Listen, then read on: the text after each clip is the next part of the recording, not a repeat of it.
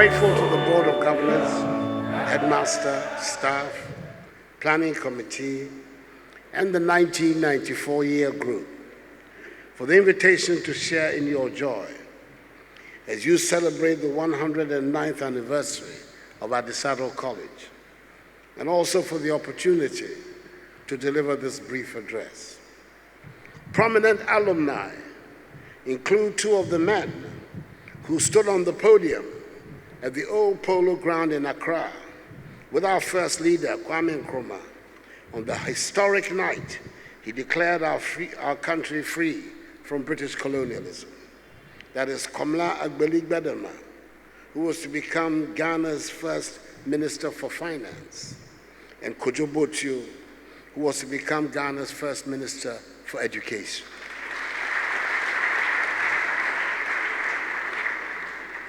Ironically, the Nkrumah government was overthrown in a military coup in which a Santa Clausian, Okatechi Akwesi Amankwa Afrifa, was a leading figure.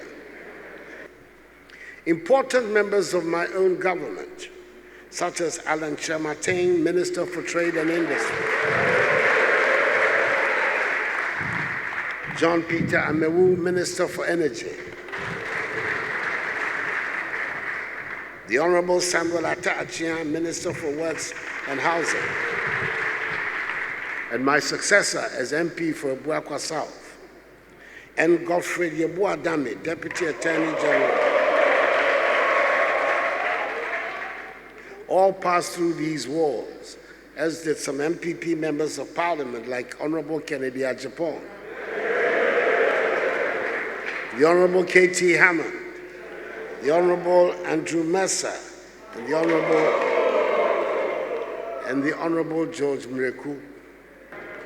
Chairperson, I've also been made aware that Nana Appiah Mensah,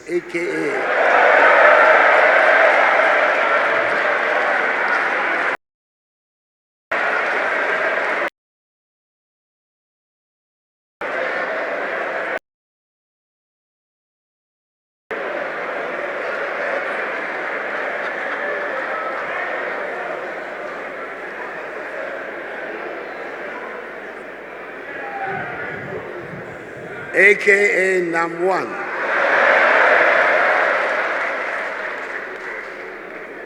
of men's gold fame or notoriety, depending on your viewpoint, is a graduate of Adisco.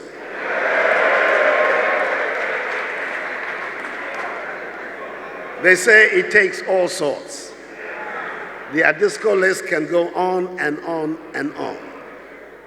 We all recognize that our nation cannot prosper and join the ranks of developed nations insofar as it remains a mere producer and exporter of raw materials.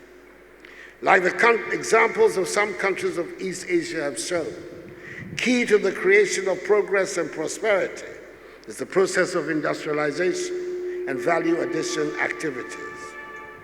This, however, cannot be achieved with an uneducated population.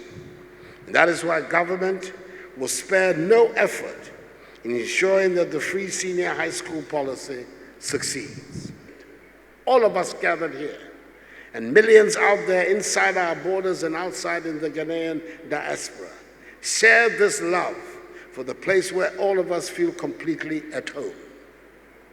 As the celebrated American orator and senator Carl Schurz elaborated in the 19th century, and I quote, "My country, right or wrong. If right, to be kept right, and if wrong, to be set right," unquote. This should be our belief and our purpose. If we are to succeed in consolidating a sense of patriotism in our citizens and generations yet unborn. When we make the wrong choices, we must act to set things right. When those put in charge of running the affairs of state get it wrong, we must have the courage, the humanity, and the selflessness to say so. That is our patriotic duty. We should also not be seen at every given opportunity to be running down our nation merely to realize our narrow parochial and partisan interests. That is not acceptable patriotism. Students of Adisadel, youth of Ghana, you have a proud heritage. You have opportunities that were not available to your predecessors. Communications, technology, the digital revolution, the prospects of a stable democratic state provide avenues for self-development on a canvas far broader in scope than those to which your forebears were exposed. Make the most of the wide range of options and new vistas that are going to be presented to you. And do so on the basis of the values of resilience, sacrifice, self-help associated with this school, and those of integrity, fellow feeling, love of country, and love of God, so that you become the well-rounded, productive, patriotic, God-loving citizens that education in this great school is intended to engender. I wish you the very best of luck and God's blessings. May God continue to bless Adisco and us all, and may God bless our homeland Ghana and make her great and strong. I thank you for your attention.